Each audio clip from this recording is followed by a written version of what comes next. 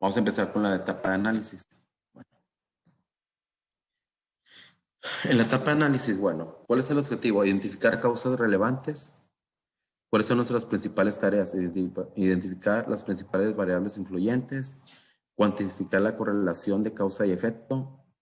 ¿Qué herramientas podemos utilizar? Bueno, gráficas de causa y efecto, o diagramas de pescado, diagramas de correlación y regresión, diseños de experimento. ¿Y cuáles van a ser los resultados? Interacción probada de causa y efecto. Recuerden que les platicaba sobre un ejemplo de un horno, que podemos decir, bueno, un horno a cierta temperatura me va a dar una dureza, o a cierta velocidad me puede dar una dureza. A eso se refiere con la interacción probada entre causa y efecto.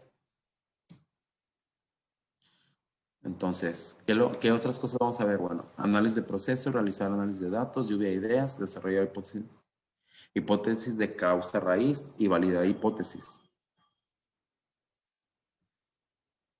¿Por qué la fase de análisis? Bueno, vamos a analizar los procesos, analizar datos, análisis de diagramas de causa y efecto, realizar 5 porqués, verificar la causa raíz y comunicar a los involucrados. Entonces vamos a tener lo que son nuestros paretos, los 5 porqués, diagramas de pescado y lo que son pruebas de hipótesis. Las pruebas de hipótesis básicamente van a ser ustedes, van a tomar muestras y van a estar realizando ANOVAs, pruebas de hipótesis, pruebas de one sample t, two sample t, que son diferentes herramientas. ¿Para qué? Para concluir qué valores son los que están afectando en el proceso y cuáles no. Entonces, durante la fase de análisis de un proyecto de IMAN, los equipos desarrollan hipótesis sobre las relaciones causales entre entradas y salidas. ¿Recuerdan ayer que les platicé un poquito de FDX?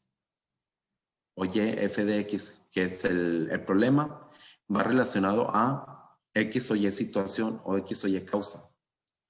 Reducen la casualidad a unos pocos vitales, utilizando métodos como el principio de Pareto, y utilizan análisis estadísticos y datos para validar la hipótesis y suposiciones que han hecho hasta ahora. La fase de análisis tiende a influir hacia la fase de mejora de un proyecto. O sea, ya medimos, ya sabemos y ya validamos que nuestro proceso como está, ya sabemos si la parte está bien o no. Vamos a empezar a hacer los análisis para ver por qué está variando la pieza o por qué varía nuestro proceso. Las pruebas de hipótesis para validar los supuestos y las posibles soluciones.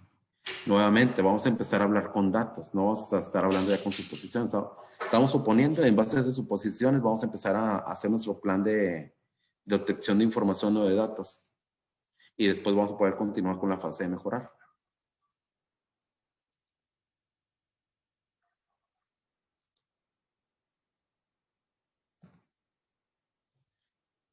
Entonces, la fase de análisis son cuando los equipos realizan un trabajo detective en el proceso, o sea, empiezan a indagar, a involucrarse en el proceso, utilizando las pistas reunidas durante la fase de medir y definir. Porque recuerden que durante esas fases tienen que hacer un diagramita de su proceso, hacen diagramas IPOC, empiezan a medir, empiezan a revisar si los equipos son los adecuados o no, sus capacidades de proceso actuales, y en conjunto con la información proporcionada por propietario del proceso y los expertos en la materia. Durante la fase de análisis, los equipos utilizan la variedad de herramientas, algunas de las cuales se introdujeron en capítulos anteriores. O sea, algunas de las que ya vimos y ahorita vamos a ver algunas otras. No todo es Minitab, no todo es arrastrar el lápiz tampoco.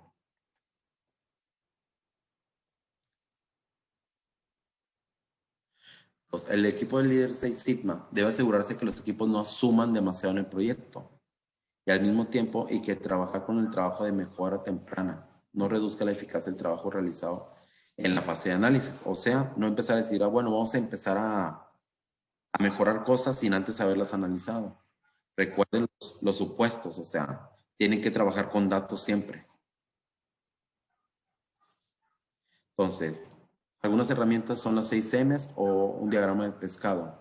Algunos manejan 4 M's, que básicamente, como les comentaba el día de ayer, cada fábrica o cada empresa o cada compañía utiliza diferentes tipos de herramientas.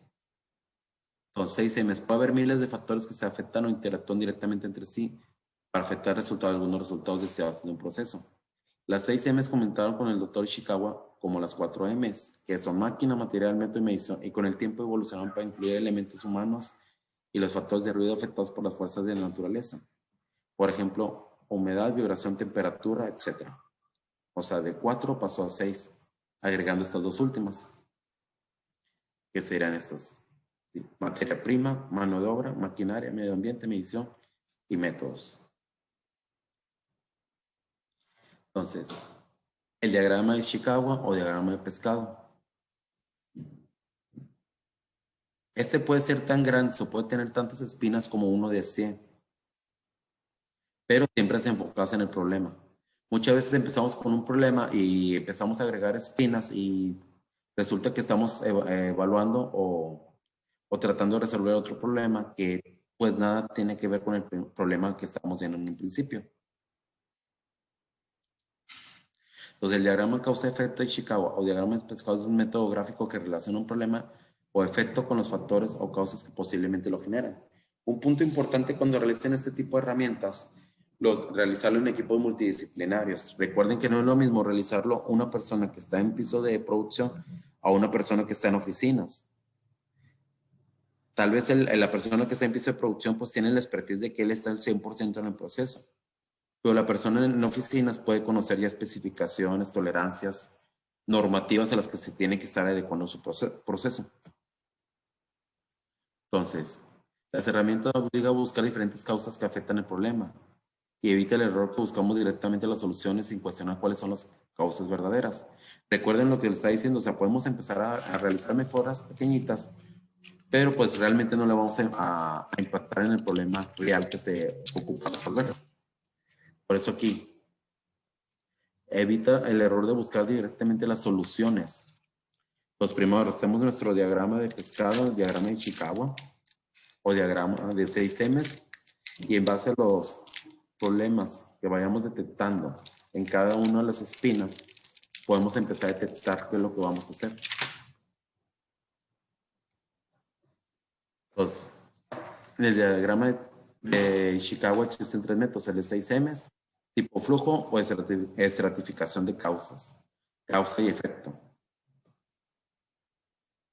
6D, entonces vamos a tener lo que es nuestro diagrama de Ishikawa, con todas sus espinas.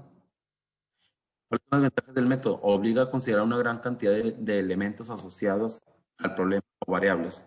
Es posible usarlo cuando el proceso no se conoce a detalle, se concentra en el proceso y no en el producto. ¿Cuáles son las desventajas? En una sola rama se identifican demasiadas causas potenciales. Ojo, recuerden, o sea, no hay que perdernos también entre muchos problemas o muchas causas y no estarle viendo cuál es la principal. Se tiende a concentrar en pequeños detalles del proceso. No es ilustrativo para quienes desconocen el proceso. Tiene que ser un equipo multidisciplinario y puedes conocer algunas herramientas básicas. Tipo flujo. Con el método tipo flujo, en el proceso de construcción, la línea principal del diagrama de Ishikawa sigue la secuencia normal en el proceso de producción o de administración, o sea, la entrada y las salidas y todos los elementos que van contribuyendo en él. Pero agregando en el orden del proceso de las causas potenciales, se realiza la siguiente pregunta.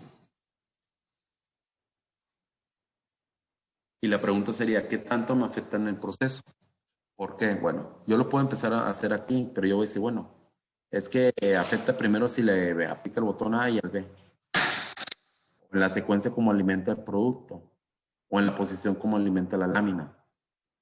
Entonces, lo pueden hacer tan complejo aquí como quieran o tan sencillo. En un diagrama de Ishikawa, un tipo flujo. ¿Cuáles son las ventajas que vamos a tener aquí? Obligado a preparar el diagrama de flujo de proceso y permite que las personas que desconocen el proceso se familiaricen, lo conozcan, lo cual va a facilitar el uso. Entonces ya con este yo puedo ir conociendo paso a paso y qué es lo que va interviniendo entre cada uno de ellos. ¿Cuáles son las desventajas? Es fácil no detectar las causas potenciales, puesto que las personas quizás estén muy familiarizadas con el proceso y todo se les haga normal. Es difícil usarlo por mucho tiempo, sobre todo en procesos complejos. Yo, por ejemplo, en una de las experiencias que tuve cuando estaba desarrollando un proyecto o en uno de los procesos que tenía, uno de mis equipos utilizaba unos clamps o unas sujeciones para agarrar un molde y ponerlo en cierta posición. Ya cuando me puse a revisar el proceso junto con el operador, me di cuenta que esos clamps pues se habían dañado y se habían dañado porque los moldes traían cierta medida. Había una medida distinta entre cada uno de los moldes, o sea, no era una medida estándar. Y por lo tanto el operador tenía que estar golpeando ahí las piezas. La forma normal hubiera sido pues haber modificado solamente el molde. Pero pues ya, ¿qué fue lo que se realizamos en ese momento? Realizamos un estándar de cuánto debería tener apertura lo que era el sistema de clampeo o los clamps. ¿Para qué? Para que entre cada molde, ya sea de nuevo diseño o los que estaban aquí en la planta, pues ya la trajeran. O sea, hicimos un estándar. Ahora, ¿qué es lo que pasa si desconocen el proceso? Bueno, pues yo les recomendaría que fueran a piso de producción y tomaran video de cómo se realiza el proceso, para que fueran viendo las operaciones paso a paso. Y ya en equipo detectar cosas anormales, como si el operador camina mucho, si el operador no tiene la herramienta adecuada o si el operador tiene que estar golpeando piezas.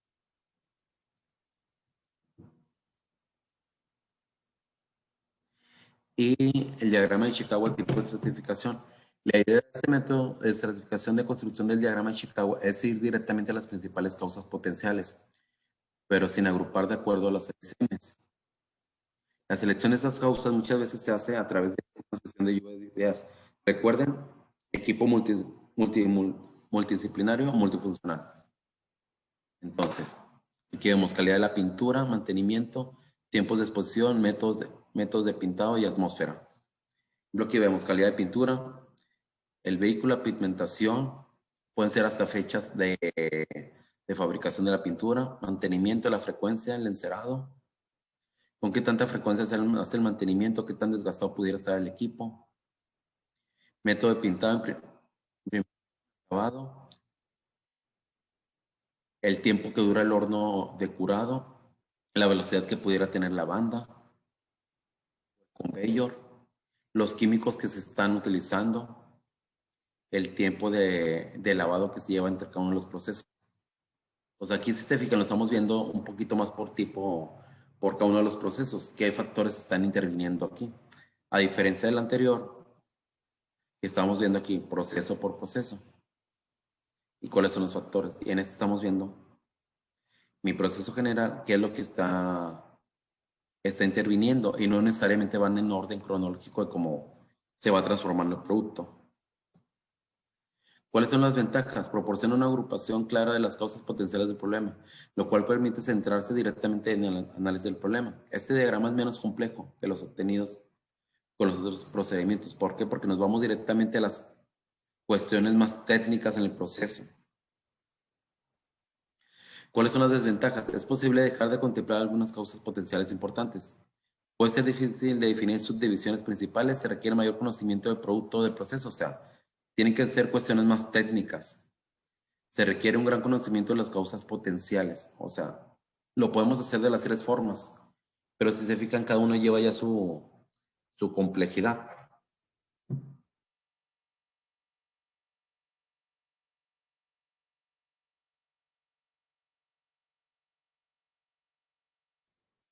¿Dudas hasta aquí?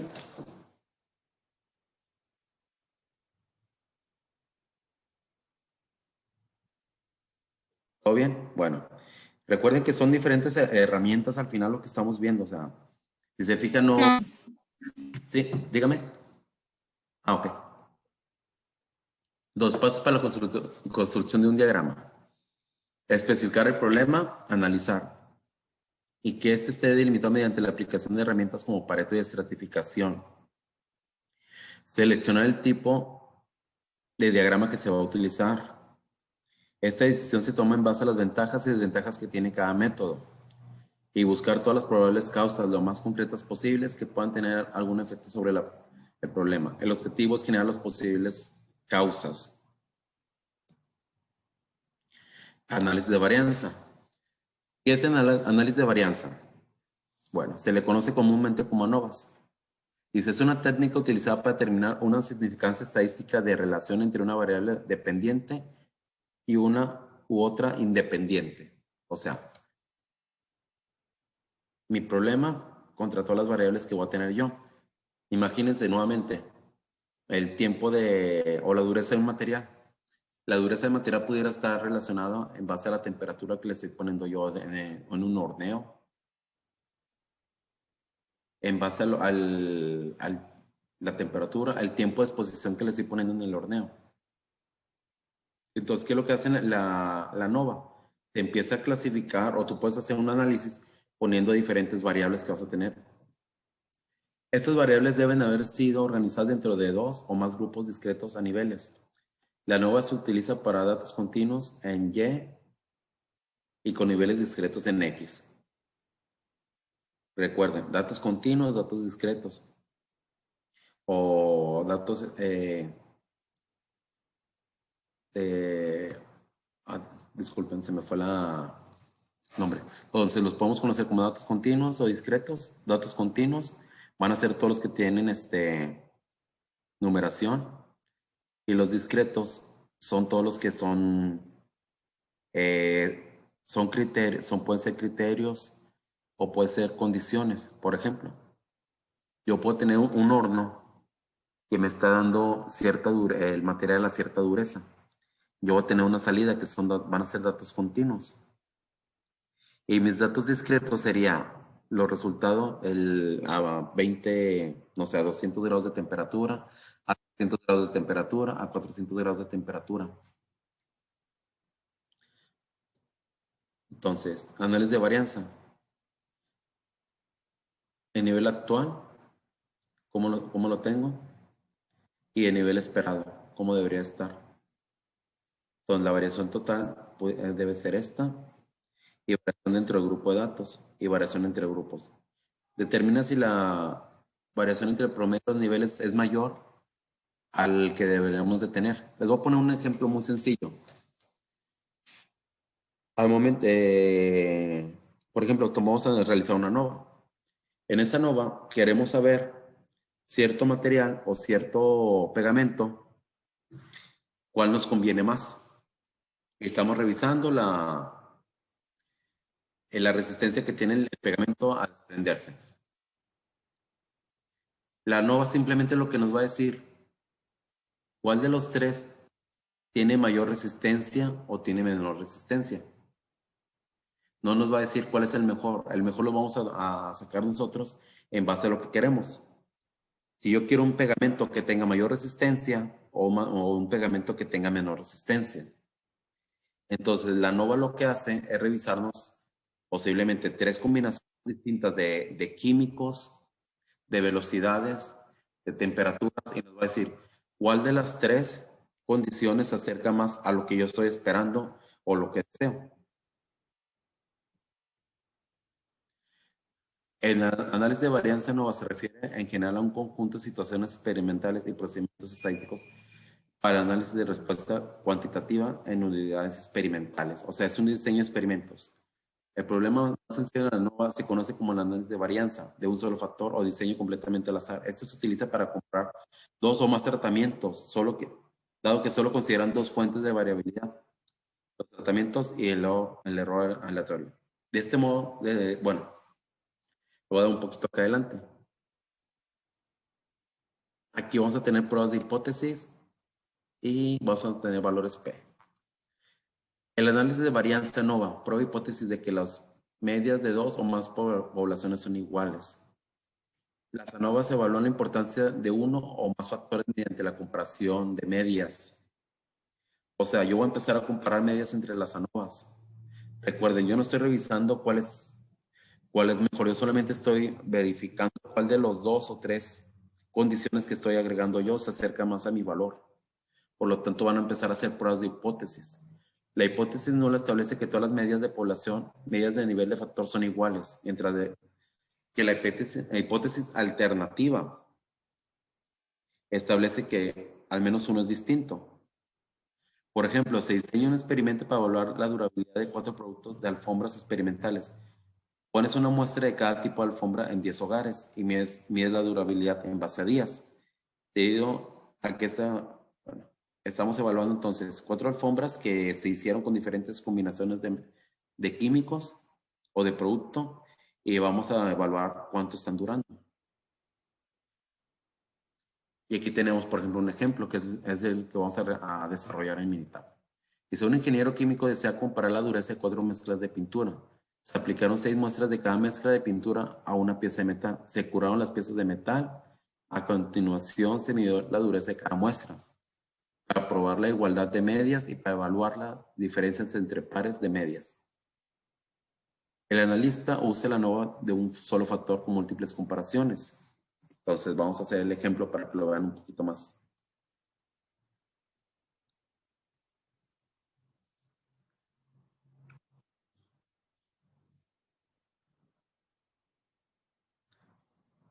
real.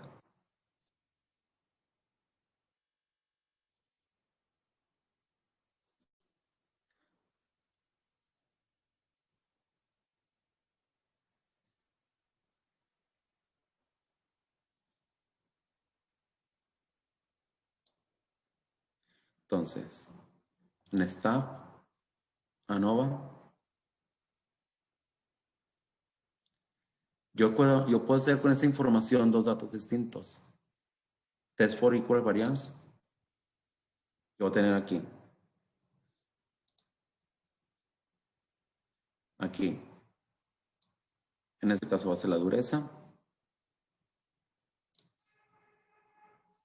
Y responde al valor de la mezcla o de la pintura.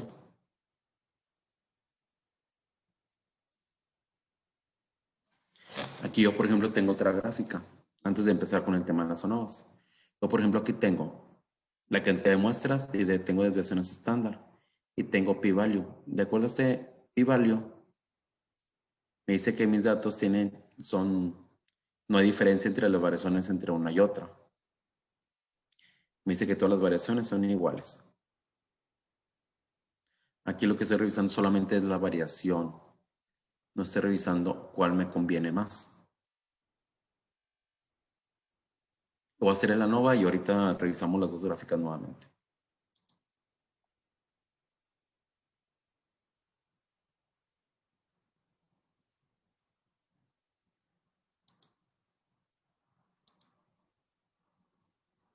Tengo lo que es mi dureza. Y tengo una mezcla.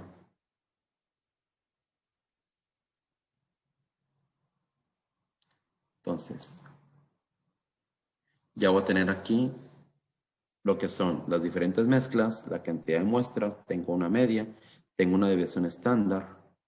Recuerden, esta es una gráfica para ver si las 4 mezclas tienen una variación similar o no. Ya con la ANOVA voy a ver cuál es la que me sirve más. Entonces tengo la mezcla 1 que mi media es de 14.73. Tengo la mezcla 2 que su media es de 8.57. La mezcla 3 que es de 12.98 y la mezcla 4 que es de 18.07. De acuerdo a esto y de acuerdo a lo que esté buscando yo, bueno, puedo seleccionar, ¿sabes que la mezcla 2 me sirve más porque va a tener menos dureza o la mezcla 4 me va a servir más porque tiene distinta dureza? Entonces, ¿qué es lo que voy a hacer aquí nada más? Hago combinaciones de diferentes factores. En este caso estoy yo revisando lo que son mezclas y estoy teniendo una salida. Entonces voy a tener mi salida que sería el resultado de cuánto me dio la mezcla, que sería aquí, la dureza, contra los diferentes tipos de mezcla. E igualmente yo pues, la pudiera hacer por los diferentes tipos de temperatura. Ahora la voy a hacer, la ANOVA en lugar de pintura, le voy a poner temperatura. Y voy a tener aquí diferentes tipos de temperatura.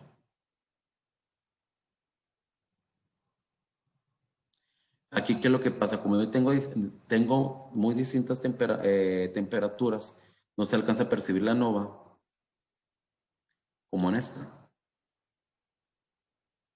Porque ¿qué es lo que pasa? Yo solamente tengo aquí 4 mezclas distintas. Yo que sí puedo controlar la mezcla. Sin embargo, la temperatura, como está variando aquí entre los datos, ¿qué es lo que va a ocasionar? Que en mi ANOVA,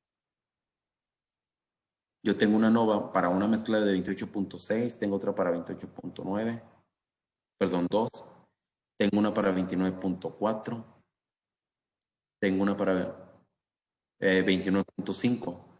Por eso es que esta ANOVA que me sale aquí, pues no me sirve. ¿Cuál me serviría más? Esta. Para saber qué dureza es mejor o es peor en base a lo que requiero. ¿Dudas, compañeros?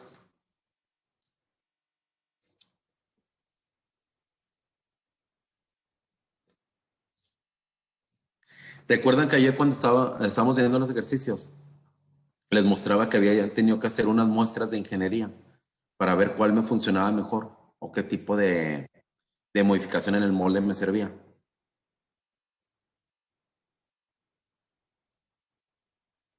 Entonces, cuando están evaluando ustedes un proceso y empiezan a desarrollar sus pruebas de hipótesis, pueden hacer, si es un horno, pueden ustedes ir cambiando los parámetros y van viendo con cuál parámetro se obtienen mayores resultados.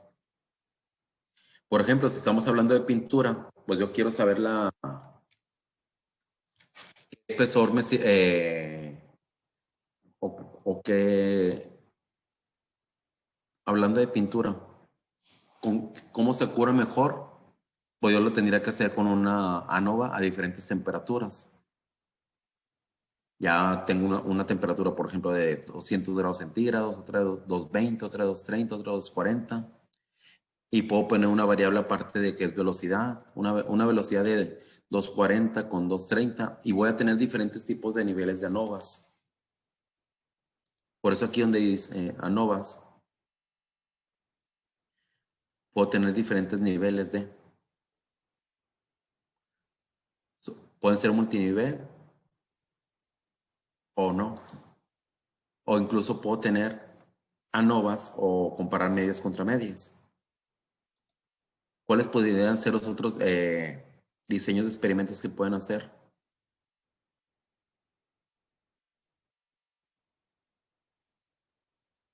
Los de Poisson, pruebas de varianza, niveles Z, niveles T. Todos estos les van a servir para saber si hay variaciones en perdón, si al momento que ustedes hacen un cambio en su proceso, imagínense, yo tengo 2 lotes de material, de pintura, y yo estoy evaluando cómo está uno y otro. Pues yo puedo compararlo con tu sample T, que sería esta, que yo evalúo uno y otro. Por ejemplo, aquí voy a agarrar esta línea y la vamos a mover un poquito. Le voy a poner 29, 30, 26, 27, 35, 45, perdón, 34, 17, 34, 20 y ya. Vamos a hacer otro ejercicio así de forma rápida.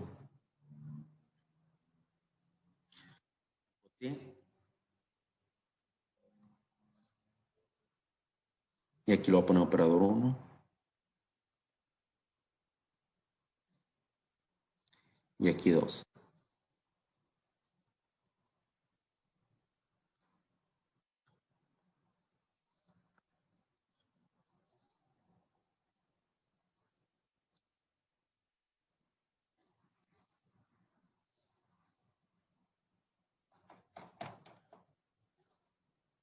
Entonces aquí voy a revisar tu sample T, las muestras, va a ser aquí la temperatura. ¿Y cómo las identifico? Aquí como por el tipo operador. Y le voy a dar OK. Y ya. Aquí igualmente me da medias entre uno y otro. Me dice que las medias son similares. ¿Qué es lo que pasa si empiezo a cambiar aquí más los datos? Aquí ven. Este es de 45. Pongo...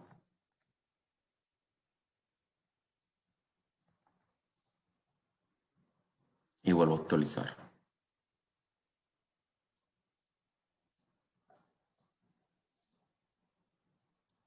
Operador. Y voy a agregar gráficas. ¿Sí? Hay ciertas funciones de Minitab que no te arroja gráficas por default. Entonces le das aquí en la opción de Graph y le das OK y seleccionas las gráficas que requieres. Y ya. Y aquí me arrojó ya gráficas. Sí, dice aquí, ¿sabes qué? Dice operador 1 y operador 2, la cantidad de muestras y la media que tiene uno en las desviaciones estándar. Te da intervalos de confianza y te da un valor P. Aquí el valor P es de 0.01. Aquí simplemente lo que me está diciendo que hay una diferencia entre una media y otra, entre los valores. ¿Y cómo me voy a dar cuenta aquí? Ya por el tipo de gráfica me voy a dar cuenta, ¿sabes qué? La media 2 trae mucho más variación que la 1. ¿Por qué? Porque empezó a meter aquí 45. Entonces, son diferentes tipos de herramientas que pueden utilizar. O igual, por ejemplo, con esta misma información que yo tengo aquí, vamos a suponer que mi media es de 30. Stat, Quality Tools. Aquí yo simplemente estoy considerando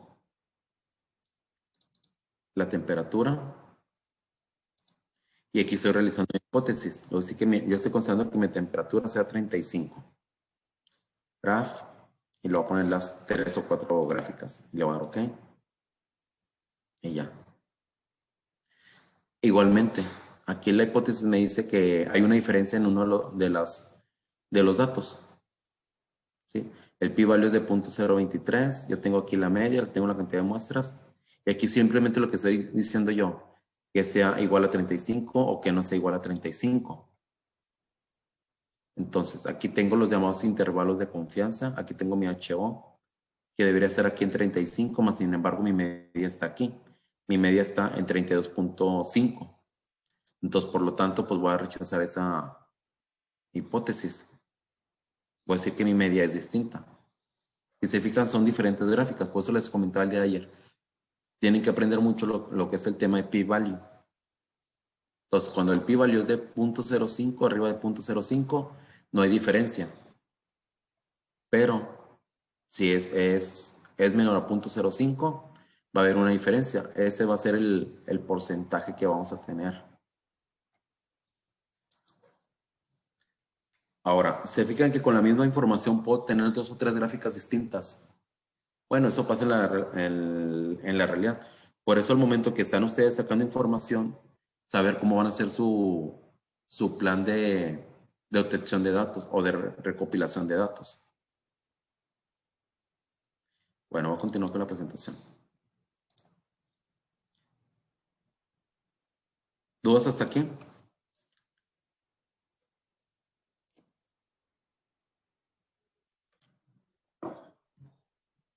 Ah, bueno, es que en pintura, en los procesos de pintura, bueno, actualmente donde estoy yo, tienes tu proceso de lavado de material. Entran las piezas, entran por un lavado donde se les quita desengrasante, se agregan ciertos químicos para que el material adquiera cierta capa. Después de ahí lleva un proceso de secado en un horno a temperatura, no sé, de 120 grados. Después de ahí entra un proceso de pintado y entra un proceso que se le llama de curado. El curado es cuando la pintura se calienta. Esta pintura se deforma y adquiere la tonalidad, por ejemplo, que tienen los carros. A eso se le llama curado. Ahora, para que esa pintura se deforme y se impregne en todo el tanque, debe tener o debe pasar durante cierto curva de temperatura. O mi proceso se tiene que estabilizar a cierta temperatura durante cierto tiempo de operación.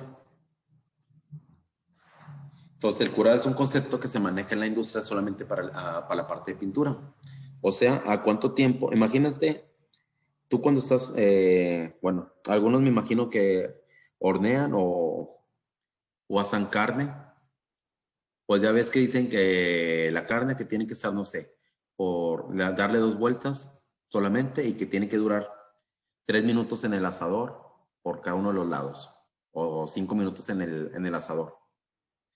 Pasa lo mismo al momento o en un proceso de pintura.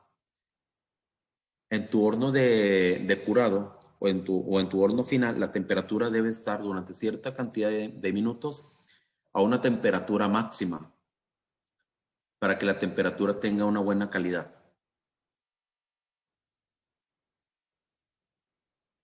No le digo, dependiendo ya en la industria en donde vayan a ir, pues van a ser diferentes procesos, o sea, donde van a estar.